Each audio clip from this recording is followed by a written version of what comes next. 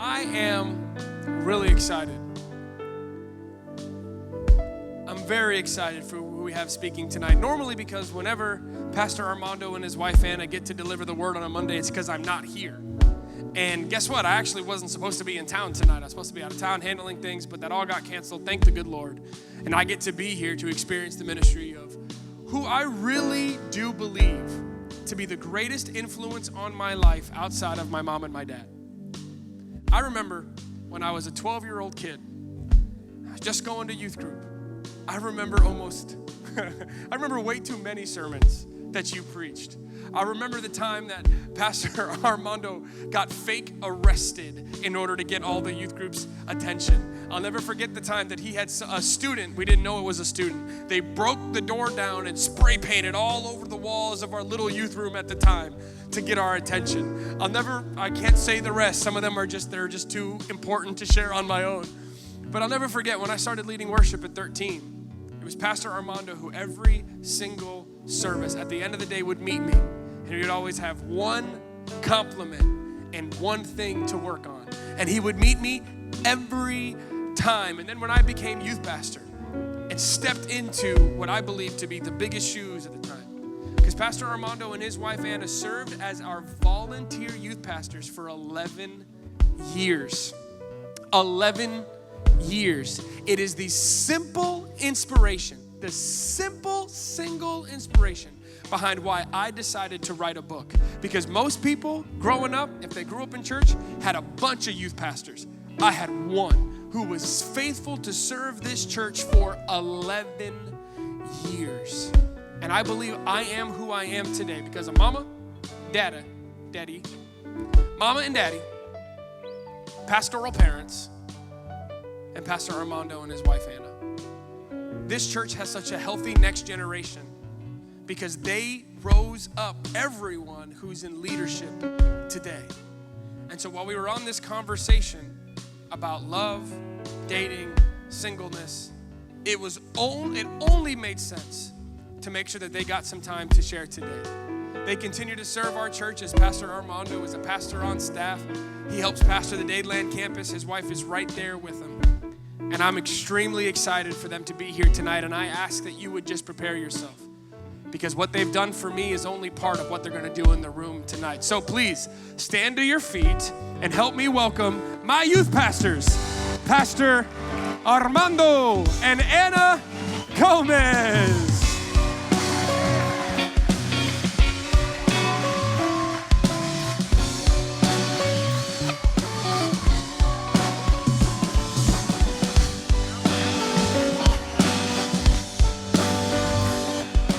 Wow. I just whispered to Chris, now we got to do good. You guys are expecting something. Are you expecting something tonight? Something good? While we figure out how to sit in these cool chairs, Anna's going to go first. I'm going to see if she falls. And then if she doesn't, hello. How y'all doing tonight? You guys are cool. Can I tell you something? Well, I can. I have the microphone, so I'll choose. You guys are doing an amazing job. And I know Pastor Stephen Mary would say the same things, and I'm in awe of everything I see and I sense and what we feel when we're here together on a Monday night with a bunch of young adults worshiping God. To watch this worship team, to watch the behind-the-scenes crew, all the leaders that are making this happen, to see. I have never heard Kirsten lead out a song live right in front of me. Kirsten, my goodness. I don't know where she went, but anyways. To watch the Alessis and to watch my own son and to see you guys do what you're doing, I just want to say congratulations. I want to speak to the men one other thing. When this prayer line was up here, I watched a lot of guys come up here for prayer. I want to congratulate you for that. We can't be shy about that stuff, and you are not. More men came up here tonight than did this past Sunday at the Dadeland campus. I don't say that as a bad way to compare. I just say that as a comparison. You guys are on the right road, gentlemen. And of course, ladies, you guys are always awesome. But I just got to talk to the guys. I got to talk to the guys. Don't ever stop doing that. Don't ever stop counting on the Lord. Don't ever stop and say, wow, what are people thinking? You just go for it. And you did today, so great job. Give yourselves a round of applause. Did it work? Yeah, they're cool. Cool. So we're going to speak about something. When it pops up here, I'll tell you what it is. I'm going to put my chair up. Yeah, that's better. Is that right? All right, cool. So you've been talking about relationships. And I think the title is All's Fair in Love and War. So we're going to get into that in a second. I want to give Anna an opportunity to say hello to you. Would everyone please welcome the lovely Ana Gomez? Hello, thank you. Hello. You know, I'm so used to saying good morning that I said good morning to a few people. So it's just part of the age. Hello and welcome to Monday Night with us. So, Pastor Chris, thank you for trusting us tonight. You know, as we get older, you'll never know what we're going to say. So that's just a risk that you take, and we appreciate that you take that risk every so often. You know, Metro Life is all about relationships, right? Our 3 R's, relationship. And so is life. So it's so good that you guys are dealing with this topic at this time. And we hope we're going to deal with it in a unique way tonight. We want to make it a little bit interactive and different. So your input is going to be received in real time tonight, and we're going to explain that in just a moment. But it's important that when you hear a phrase like all's fair in love and war, it's important to understand that one thing that you hear or digest, hold on to in your mind, believe, just one thing can really set you up for success or set you up for failure, depending on what it is that you're hearing. So we want to start tonight just by talking about that title, which I know you guys already talked about, All's Fair in Love and War. But what do you hear when you're hearing all's fair in love and war? I mean, babe, you kind of looked up that phrase. What did you find when you saw that? I looked up the phrase because I have a real problem with this one. And we kept on going back and forth about just what all's fair in love and war. So I went to our trusty Google and I looked it up, and it said, it's used to describe a situation in which people do not follow the usual rules of behavior and do things that are normally considered unfair. It is underhanded to steal his, that's not underhanded. Yeah, sure, it was underhanded to steal. Right, sure. It was underhanded to steal his customers, but all's fair in love and war. The part that I guess really bothered me was that it does not follow the usual rules of behavior. Yeah. And I'm not sure what the person was thinking when they figured out this phrase. I don't know who did it. But let's take a look at what this phrase says, and then it's kind of going to build the premise for tonight, what we're going to do tonight. War, I don't know if you realize, war was at one point an organized thing. Back in the very, very olden days, it was waves of men lined up, front to back, in a line, and they would all go to the forward. Let's talk about, like, I guess the rifle times, the firearm times. And the front line would fire at the other enemy men who were across the way, standing in the same way. So if there was 20 guys lined up across, 20 guys were lined up on this side, and they'd all shoot. Then that front line would kneel. They would start reloading their weapons, which was a process, probably about a minute, while the second line would shoot. There was this organization to war. And if you got hit, you got hit. If you didn't get hit, you didn't get hit. That's how they did it. And at the end of that battle, whoever lost everybody, they were the loser. Whoever had a few people left, they won. But there was an organization to war. And then at some point, things got a little weirder. Like Napoleon and his people started with flanking. And he was the only guy that decided, you know what? Why are we being stupid and facing these people head on? You guys stay here. I'm going to take 7 guys that way and go around the back or around the side and take them out. That was Napoleon who started doing those kinds of things. And that led to guerrilla warfare. Guerrilla warfare was anything goes. All's fair in love and war. And I don't want to have a kind of history lesson on war here, but war got really ugly. So there is the saying that says all's fair in war. But how did love get attached to that? Love is also defined, and it's defined by God.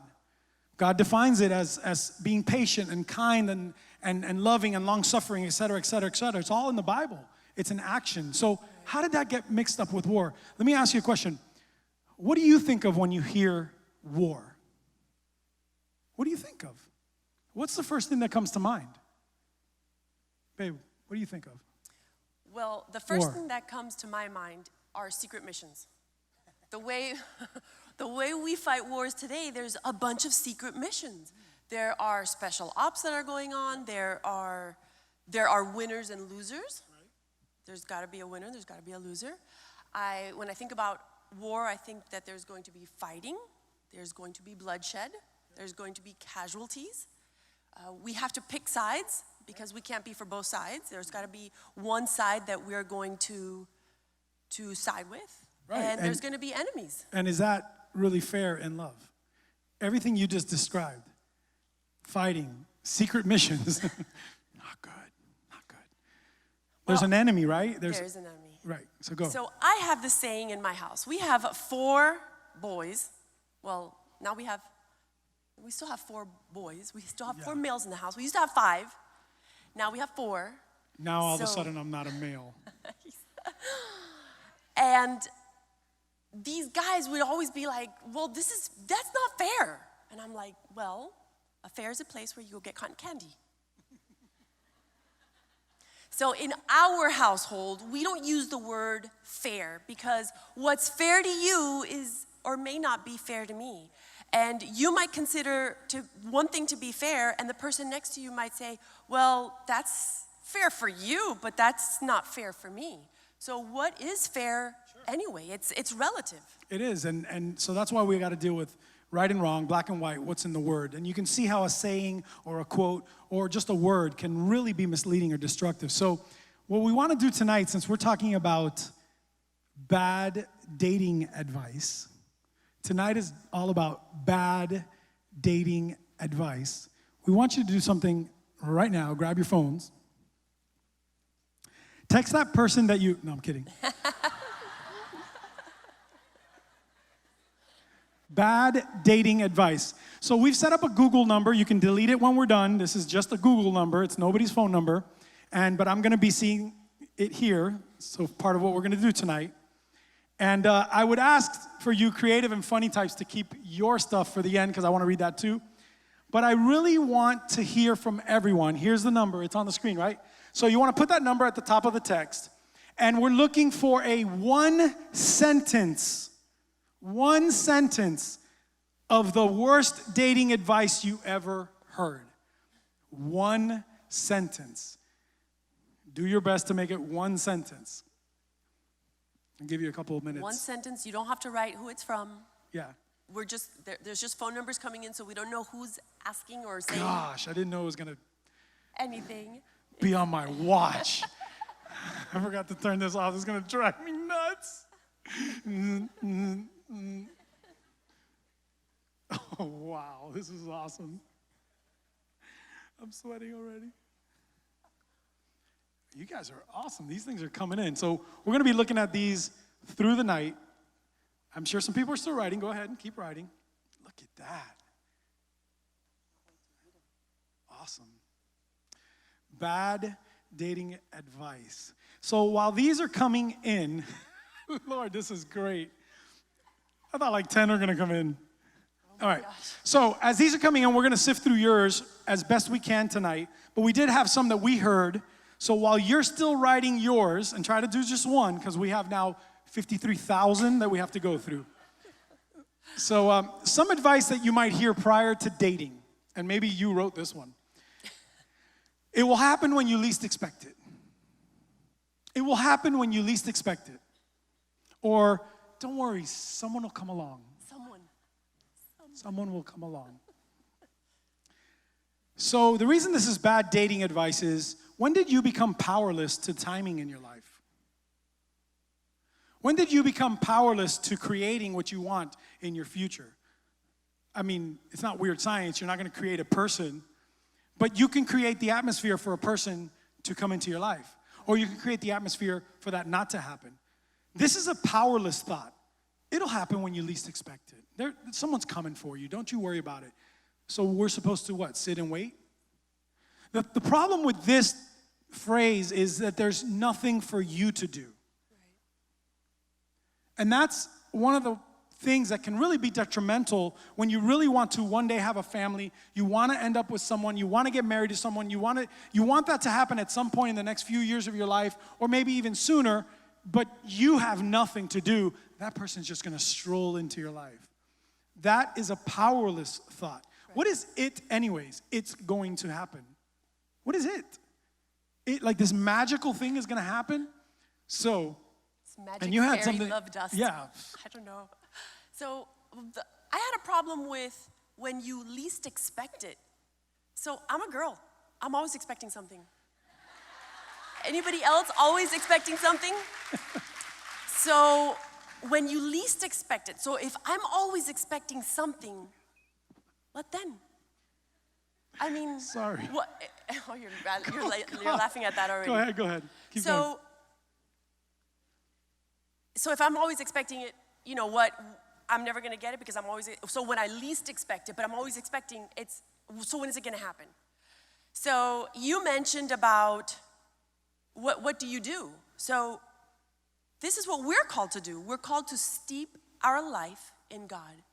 Matthew 6:33, the Message version says, if God gives such attention to the appearance of wildflowers, most of which are never even seen, don't you think he'll attend to you, take pride in you, do his best for you? What I'm trying to do here is get you to relax, to not be so preoccupied with getting, so you can respond to God's giving. People who don't know God and the way he works fuss over things, but you who know both know God and how he works, steep your life in God reality, God initiative, God provisions. Don't worry about missing out. You'll find all your everyday human concerns will be met. Absolutely. That's awesome, babe. Check a couple of these out that came in. And we're going to hit this one, by the way. You'll just know when you meet them, him or her. Or you have to have your first kiss to know you actually like them. That's what happened. And then she dumped him and she... Because if it doesn't pop, it doesn't happen. What movie was that from? Oh God, I'm not reading this one. My children have already been spoken for. They've been prayed for. And we'll get into who would qualify. There was a funny one that came in and says, just take her to the food court and let her eat anything she wants. And she won't. Here's a nice one. Wow, we need to do this for like the next 4 weeks. Flirt to convert. Oh gosh. She wasn't Christian yet, but I got this. Yeah, because the Holy Spirit can't handle it, but you can turn on the charm. Here's another one. Act like you don't care. Act like you don't care, which is somewhat like play hard to get, right? How many have heard play hard to get? Act like you don't care. Only a couple of you, huh? How about be mysterious? Not Mysterio, mysterious. The first problem there is act. Act like you don't care. Just listen to that word. Act like you don't care. That means you either do care or you're just trying to manipulate the situation anyway, whether you care or not. Act is already a deceptive word unless you're acting in a play, unless you're doing it for a production purpose. Acting is deceiving. So why would you act like you don't care? If you care, you care. They may not. Reality is tough. But if you care, you care. It's okay. The problem wow, this isn't in my notes, but the problem can be that we care so much that we need them to care too. It's okay. Sometimes you're going to like more than one person. Sometimes you're going to like more than 3 people. Sometimes you're going to care for quite a few people. That's okay. It doesn't have to be reciprocated. It could just be how you feel. But the moment you're like in this connotation, well, just act like you don't care, that's when they're going to care for you. Maybe, maybe not. The problem is you're acting. You're already trying to manipulate the situation. Mysterious is hiding. You're hiding the real you. Caring is the reason for a very real decision. That decision might be, I'm not going to pursue this person because I care. Caring should be involved. It should always be involved. Acting brings a reaction on a false premise. Acting is showing something that's going to cause a reaction, but that reaction wasn't real. I'm not doing it, right? I would never do it, but that's like if somebody yelled fire in this room and it wasn't real. Everyone would react because they might think there's a fire and there isn't. You caused a reaction based on a false premise, which, by the way, that's illegal, so don't do it. Both of them are fake. All of that is fake. So care. Don't play. Be authentic. I love that you said, don't play. Don't play games with people's emotions and their hearts. Just be honest.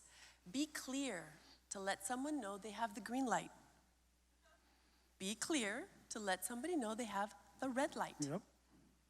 Playing and having this mysterious way, acting like you don't care, playing hard to get, it doesn't serve a purpose.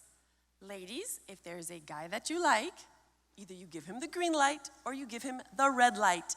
It's very simple. We are pretty much all adults in here. We can just say, look, yes, I like you. No, I don't like you. Because if a guy is coming around you, which I'm gonna read the scripture verse, Galatians 6:10. Therefore, whenever we have the opportunity, we should do good to everyone, especially those in the family of faith. So, that being said, if there is a young man that you like or a young lady that you like, show them the green light, show them the red light. But just be honest at that point. Don't play an emotional game and yes, I kind of like you, no, I don't kind of like you. No, then just go out in a group of friends. And that way you don't have that pressure of, just a one-on-one. And the red light is okay. There is another intersection. That's right. You may just be at the wrong intersection. It may be a green light with that person in the future. It might not. And if you get stuck at that red light and you never drive any further, you don't know who else you can meet. We get really, really focused on the things that we like and the things that we want. But just as much as you can give that red light, being clear and caring and honest, be the same when you receive a red light. You know how uncomfortable it is to give that red light. You know how uncomfortable it is to receive the red light. Why don't we all just make a pact in this room that it's okay? It's not really, get out of my life. It's more like, just no, it's not this one, not this time. I don't feel the vibe. Yeah, it's not gonna happen. And then be okay with that. Right. Were you gonna add? You did good. I did good. Yeah. Thank you, babe. Green light. Green light. I can't say that. No. Okay, forget it. Oh, you guys are married. You're going to have so much fun. That's all I'm going to say about that. All right. It's going to be a red light, buddy. Tú pon la luz que tú quieras. Eso no importa. Eva. I got green-colored glasses. Oh, man. These things are still blowing up. So here's a good one. I don't know that we'll get into this one now, but as Christians, this one can be tough. Give them another chance. Everyone makes mistakes. Mistakes is in quotes. Give them another chance. Everyone makes mistakes. Okay, what mistake are you willing to forgive? Or let me say that better. What mistake are you willing to live with? Because you can forgive any of them and all of them. And maybe one day you will forgive all of them because that's what we're called to do, forgive. But you may not want to forget because it's the third time. and you may want to move on. You see how we cloud it all together and we say, oh, we'll give them another chance? Well, wait a second. They are getting another chance to meet someone else. They're getting another chance to make it right with themselves instead of staying in the same dysfunction. Maybe God, the only way He's going to work on them is without you. Right. It's really how we decide to look at it. And that's why, by the way, this is awesome. Friendships, good friendships that can talk to you like this. Because we get cloudy, and that's okay. We get cloudy because we like whoever so much. You got to have somebody around you that will tell you the truth. So that's a really good one that you guys sent in. How about this? When you meet the right person, you'll know right away. I saw a bunch of those on the text feed. When you meet the right person, you'll know right away. You'll feel that spark. Right away? Really? I don't know. It could happen that way. When I met Anna, I definitely felt something for the future. But I met her when we were 19. I was 19. She was, what, 18? I had just graduated from high school. 17 and 8 months. So I stayed away because you know.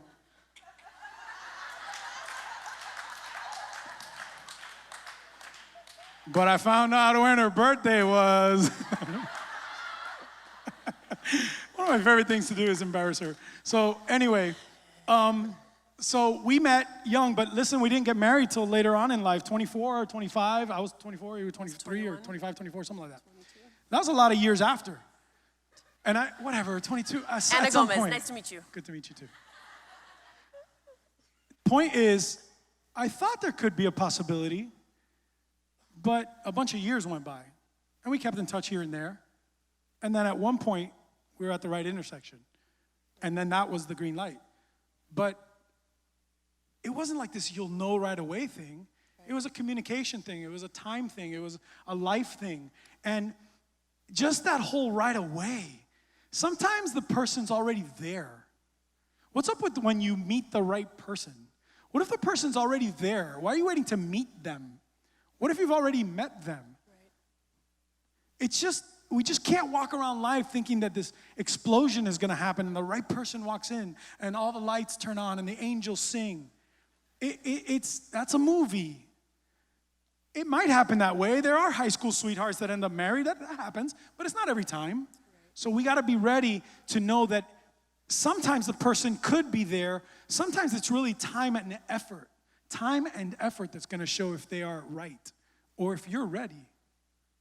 Sometimes knowing that person is what's going to show if they're right. How do you know that they're right? Because the way they look when they walked in? Because some feeling you got? Listen, how many of you counted on your feelings before and it just didn't go the way you wanted it to go? Okay, me and one other person. I didn't say that in the microphone. Don't lie in church. We all know where liars go. This is, by the way, let me say something here. This is why. Where are my kids? Nothing. You guys all know where liars go. Cool. I pay attention. If you tell me something, I'm paying attention. This is why pure dating is essential. This is why purity in dating is essential. Go ahead and date. Right. Stay pure and you got no problems. Because when there's other connections, that's what brings the drama. Friends can go a little further than friends and date and go out and have coffees and do these things where maybe you're going to know that you like the person. Maybe they're going to know they like you. Maybe there's something that develops through time and communication and friendship and better friendship. And oh my gosh, this person might be the one. And oh my gosh, I think they are the one. And nothing has happened anywhere else in the relationship in any other way. What happens is sometimes 3 or 6 months later, you're involved in a physical relationship in whatever sense that's going to be for you. And then nothing can go the other way because you've connected in a way that is a lot more permanent. When if you could just connect friendship-wise and let that grow, it can become something really, really nice. The other way, I'm going to tell you, is probably one of the most difficult things for it to ever happen that it'll come out right. For real. So, and then the other thing, of course, is how about God in the equation? It's like you're waiting for butterflies and angels and lights and flashing lights. How about God? Praying to God. Saying, hey, I think this person, I really like them. They like me. Could this be a right thing? And he might say the same thing I'm saying. Yeah, just give it time. Thanks, God. That's all we got in here is time. You said to feel that spark. What is that spark anyway? Like, have you ever really thought about what that spark is? It's usually a physical attraction. Think about it. I'm gonna talk from the female side. I see a guy and I'm like, wow, he's hot. And there is a spark. Everything inside of me just went, ah.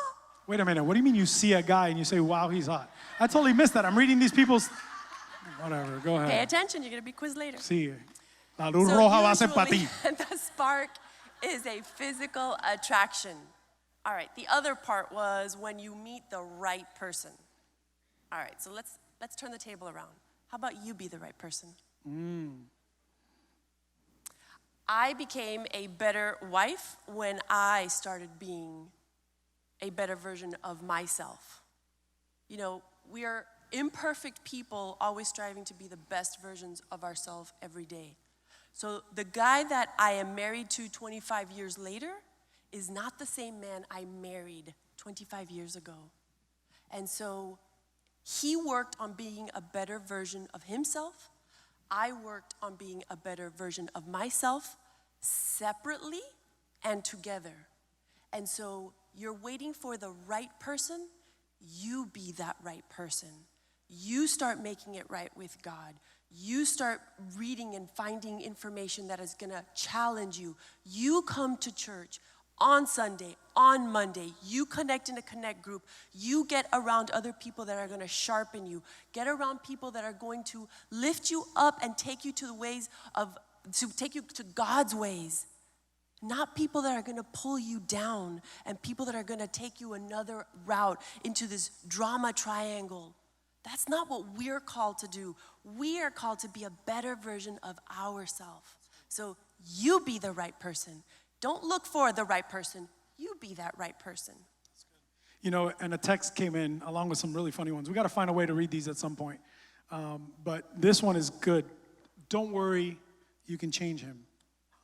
Don't worry, you can change her. It's him/her, I promise. That's how it's written. Don't worry, you can change him/her. Now, if they're both, then that's going to be rough. So I'm guessing it's him and or her. All right. That's probably the best, worst There was advice already ever. a change there, and we don't, whatever. All right. So opposites, this goes with opposites attract. Oh, opposites attract. Don't worry. Find someone that's really different than you. It'll be a lot of fun.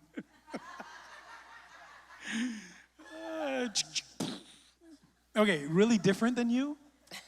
Really different than you? Opposites attract? This is worldly advice, guys. This is what people tell each other.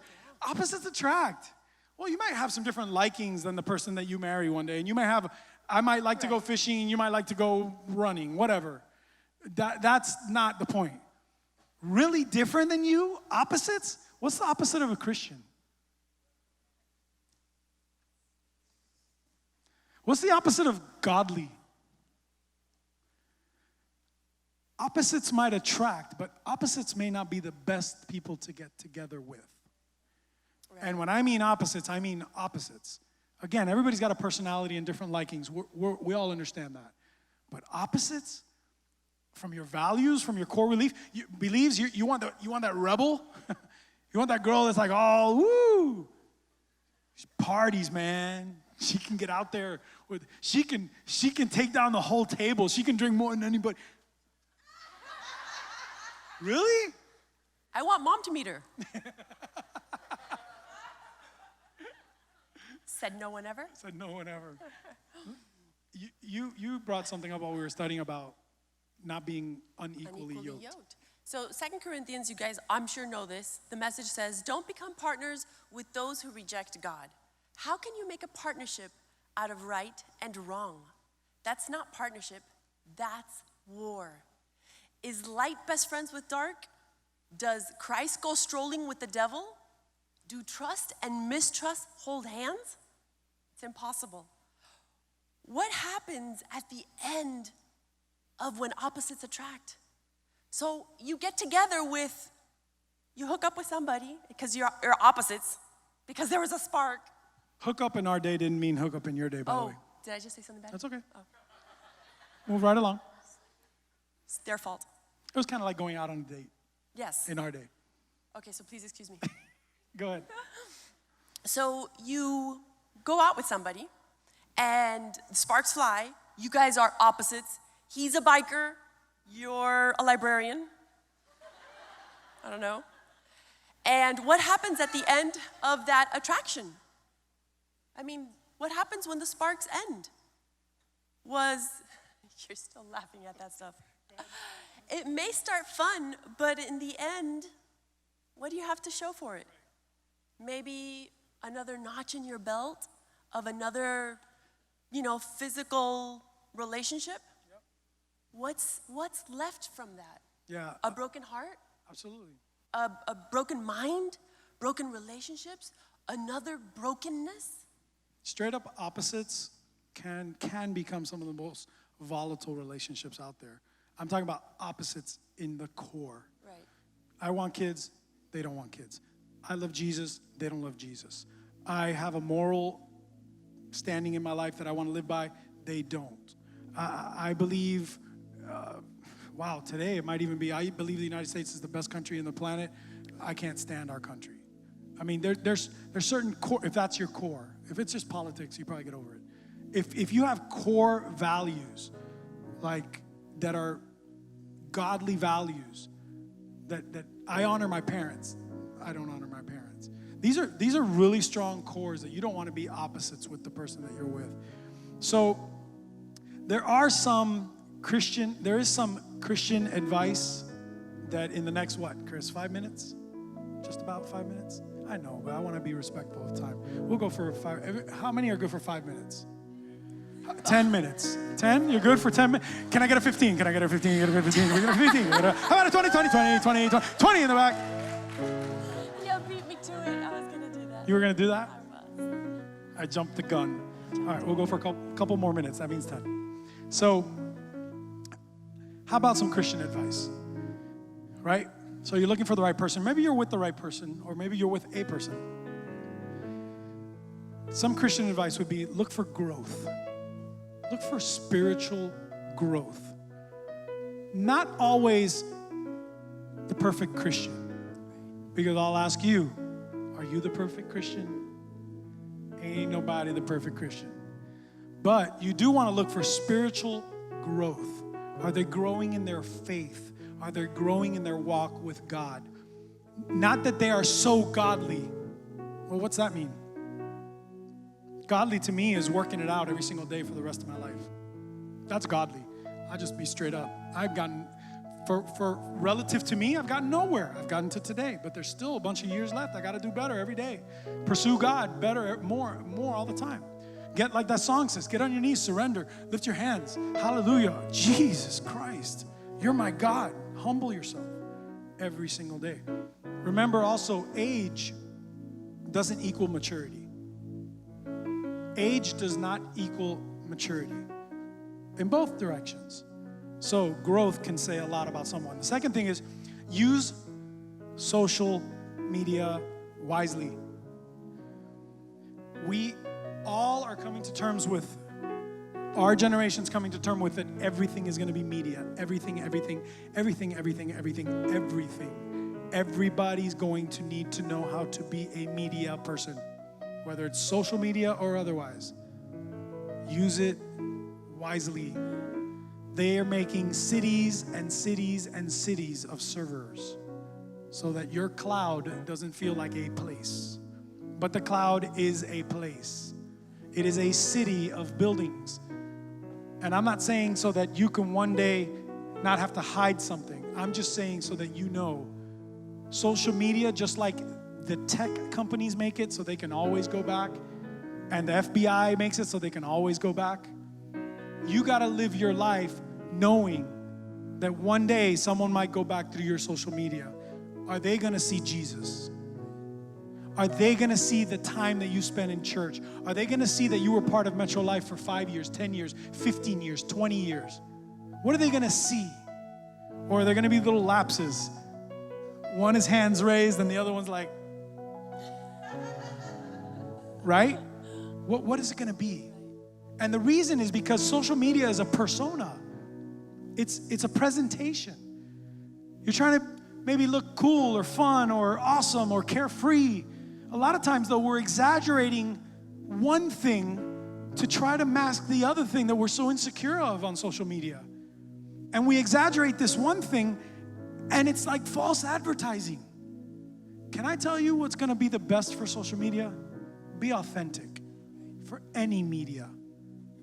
If you got 7 people that like it and they really like it, it's better than 15,000 likes that can care less about you. I'm going to say that again. If you have 7 genuine people that like who you are, it's better than 15,000 that can care less if you're dead tomorrow. Just say it. I had a young lady last week say to me, "Hey, Miss Anna, will you follow me on social media?" And I grabbed my phone because my automatic reaction is like, "Sure." I'm like, "Are you sure you want me to look at your social media?" And she goes, "Well," and I said, "Pull it up and I'll tell you." I said, "Is it all right if I'm honest with you?" And she said, "Yes, of course." So she pulls it up, and the first picture was all right. Then we started doing one of these. Then we started doing one of these. Then we were doing one of these. And so little by little, there was just a lot of rear ends in there. So I said to her, "Okay, so I'm going to friend you to keep you accountable. I'm not your mother, but I am a godly woman in your life. And I'm going to tell you what a godly woman looks for, even for her children." So I don't know if this was a joke, but they asked if one of my boys was available. Okay. So to answer that question, are any of my boys available? So one of them's married, so that one's off limits. No. She was prayed for. She is exactly what I prayed for. So just so that you know, when my children say, "Oh, I like so-and-so," I'm like, let me see her Insta. No, Mom, no. You don't want to see her Insta, that's not her. It's her persona, it's her presentation. If you don't want to show it to me, then don't even like her. Mom is going to look at it, and Mom is going to make a call on what this girl is going to, if she's going to add value to my family or if she's not going to add value to my family. Because this mom, this family unit considers that. We have prayed for godly girls in our lives. Blair is an answer to prayer. She's already set the bar kind of high, girls. Just FYI. This young lady ended up cleaning up her Instagram. Just recently. No, I'm not going to say that story. Okay, good. So, and you know, the great thing there is that that's for her. That's not for anybody else. That's great for her.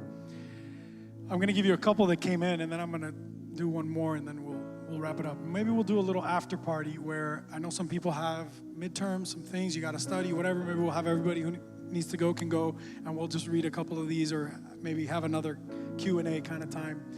If that's cool with you, Pastor Chris, maybe we'll do something like that. All right. So here's one that came in. I don't know if this is a girl or a guy. Even if you aren't interested, just take the free dinner.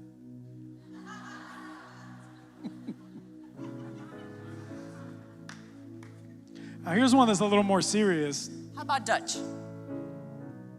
I'll take the free dinner. I mean, girls, we're not free loaders, right? Here's one you don't want to follow. The other one, it won't kill anybody. This one's not good. You won't know if you're compatible to marry until you have sex. I've actually heard people say this. This is something that is sometimes cultural. How are you gonna, like, literally they believe this to the core. People that are out of God's house, even some people that might be in God's house, but mostly the world thinks this. How are you going to be physically interactive with this person for the rest of your life, but you're not going to check it out for just a portion of your life? How do you possibly think that's going to work? What if you end up like with a Datsun 1971 and you thought you had a Lamborghini? It don't work that way. It just doesn't. Can I add something to that? Sure. God's ways are not our ways. And so what happens in a marriage, something that God designed, what happens in a marriage at 1 year, how those sparks fly, they fly 25 years later because it's designed by God. When God is the center of the marriage, it doesn't matter how much time goes by. That trying out beforehand, Kick the tires. doesn't work. It's not part of the equation. Got a good one too. Go ahead. Go. No, you should cut my inspiration. Te corté la inspiración. Great, Sorry, red light. I'm so sorry. My goodness, I lost already. You should know everything about their past. Okay, as long as they can know everything about your past. This is interesting. You want to know about someone's past, agreed. But maybe they're a reborn person that has moved into an incredible life now with Christ. And if we believe in redemption, I'm not saying this has to be the person for you, right? This could just be a person. But there are some great people that get together that had kind of crazy pasts. Because not everybody's kind of born with the opportunity. Maybe the opportunity's there, but they might be parented different. They might have grown up different. They might have had different values for a while, different morals. They might have had no relationship with God. I had no relationship with God until I was 24 years old. Thank God I had a Catholic upbringing where I had a healthy respect and fear of God, but I didn't really have a relationship with him. The fear and respect kept me in some check, but it wasn't the same as really wanting to please him because I knew him. So there were some good things about that Catholic upbringing, thank God. Some people grow up without the knowledge of God. So the other thing is, once you're in a dating relationship, this thing might hit you hard, which is you got to know everything about their past. That, I think it all depends on motives. Why do you want to know about their past? If it's legit and you really want to know if they were like a criminal, okay, fine. Look them up before you go out. But otherwise, be careful with that. Because I think we all have things in our past that we could probably wish they weren't there. Yes? Only me? Okay. And I think we're going to wrap up. We are at 9:35. Were you blessed tonight in some way, shape, or form? So I know PC is going to come up here, and that's my fun term for you, PC. Pastor Chris is going to come up here and kind of say goodnight and just maybe dismiss. But I think we should maybe do a little after party. You're gonna help us here? So one thing that we're going to do, because the whole point of this service and this series is to kind of have an open end to when we'll stop discussing this topic. I know for a while, if I'm just being completely honest, I know that for the majority of us, this is the majority of what we're expecting God to do in our life. Most of the pieces fall together, or at least we believe, when this piece falls together. And so we want to address it. We've been talking about it for about 5 weeks now, and we don't have an end date. Normally, we like to keep a series to 4 weeks, but we'll go to December. If we feel like it's not done, we'll talk in January. We're really letting God just kind of decide how long we have this kind of discussion. So I've asked Pastor Armando and Miss Anna to be available later on in the week to do an Instagram live with me on our young adult page, to continue to talk about some of things, to be open about them, just to put it out there for anyone that can listen. They're also going to find time in their schedule over the next 2 or 3 weeks to join us again, to be back, to have this discussion some more. Because I hope you understand that I was raised in what I believe to be the greatest home on the planet. I understand you guys believe that as well. We both have great homes. I had unbelievable parents who were very open. I have the greatest pastors in the world who created an unbelievable environment for me to learn. And I still needed more than that. I still needed people, and to this day, still need Pastor Armando and his wife Anna to speak into my life, especially on some things like this topic. If, I've made myself accountable to a few men where I say, speak into me no matter what. I can't be a faucet to you guys. I can't be the beginning of wisdom and knowledge to young adults. I just have to be somebody that passes it along, There's got to be someone pouring into me if I'm going to pour into everyone else. I believe God gives me fresh revelation in that comes directly from my relationship with him, but I can't be the starting point. And so I make myself accountable. And this couple is somebody that to this day I continue to call him my youth pastor because he continues to operate that role for me. I will go and sit in his office from time to time and say, stop what you're doing, I need your help. I'm just kidding. I'll say, speak into me, preach to me. In fact, I believe if you were to take every single message he's ever preached to our congregation, the most impact he's ever had has probably been on me because he speaks into my life like you would never believe. We were driving back from camp, youth camp, and we were driving together, and the entire conversation was the two of them speaking into my life. I need them. And if I'm going to lead this ministry, I'm going to say, hey, if I need them, I know that we all need a couple like this. You know, people to speak into our lives, because this is the messiest area of our life. If you try to do everything perfectly, it will still be messy. And so like we started the series saying, there's 0 point, 0 win for you in looking backwards. This is all about looking forwards. This is all about deciding to be better. Who cares who you were before you walked in the door? That's not who you're going to be tomorrow. It's not who you're going to be tonight. We're moving forward. We're being better because we have to date differently. The world has literally shown us that it's not working. There's way too many people hurt and broken today. And we believe that there are better ways to do it. And so I want to thank you guys so much. And I have to say something to that. I do. Thank you for your kind words. I appreciate it. It's our pleasure to sow into your life, all your lives. It really is. It's to me, to us, an honor. It really is. But you know, I'm going to tell you what I think solves this problem, this conundrum that's going on in this age. It's the I want. When is it my turn? When am I going to have that relationship? This is what I want. I want him. I want her. I want this. So I'm going to ask tonight that you just consider flipping that. Flip that. Tithe your desire. Tithe a part of your desire to God. Meaning, put God first in your desires for what you want. Do you desire him? Have you learned to want him and long for him? Maybe that's going to be what starts you, not maybe, that's going to be what starts you in the right direction for being able to connect with someone else.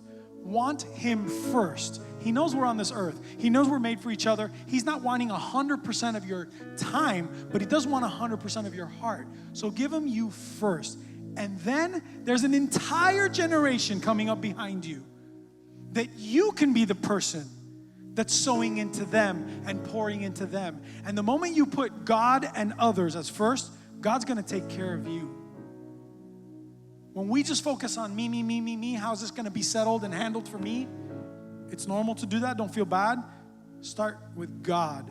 And then start with some little kids in our kids ministry and sowing into their life and pouring into their life and children's ministry and even youth and some of these kids that are having issues today. You can be that pouring in. And when you do God and someone else first, don't you worry. God's going to take care of you. And let me tell you, our hope for you is some of the bad advice that we've heard growing up never touches your kids. Some of the things that, we even read today, that maybe there's one day that we're sitting in a similar environment and your kids are our age. And when they hear some of the things that other kids have heard, our kids are like, what? That wasn't what I heard. One of the greatest things of my entire life, especially in this arena, there was something that I was always struggling with. There was this mindset that for whatever reason always seemed to get involved, this level of insecurity that from the time I was 12 to really 21, it just always would haunt me. And I remember years ago, me and Pastor Armando were in the room right where that door goes. We were just back there. And it was after a service. And I said, Mondo, I just need your help, man. And for 45 minutes, I just poured my heart out. Had nothing to do with sin. It was just a mindset. I was struggling. And he literally looked at me. It was like a 9-year battle with this mindset. And he looked at me and he said, just stop. Just stop. He responded to 45 minutes of like me crying. He goes, just stop. I'm like, what? Just stop. The crazy thing was he empowered me that day to just stop. And I moved forward. And it's never touched me since then. It's never been a struggle. That level of insecurity has never been a problem. And I always thought it was, I can be open about it. I always thought that something that when I was young was going to somehow come back and hurt my future when that one girl finally did come. And it would keep me from doing anything because I was afraid that somehow yesterday was going to come back and bite me in the butt tomorrow. And it would literally cause me so much fear and angst that no matter what, I would not act, I wouldn't date, I wouldn't hang out with anybody. I couldn't let anything take the next step because I was so afraid. And Pastor Armando that day looked at me and said, just stop. I hope you know, to kind of end our time tonight, there are some things in your life you don't need a 10-step process to quit. Just stop. That's good. Just stop. Leave it here. Be done. Move on. You owe it to yourself. Move on. I'm believing that God is doing a work that we don't even feel sometimes. We just have to operate in it. So we want to thank you so much for being here tonight. We're going to continue this. We'll have more and more discussions like this. We're not going to stop this series until we feel the Lord says, here's the next conversation to have. And I hope you're okay with that, because I just know this is like 90% of our lives. And so we want to be really open about it. Can you thank Pastor Armando and Anna with me?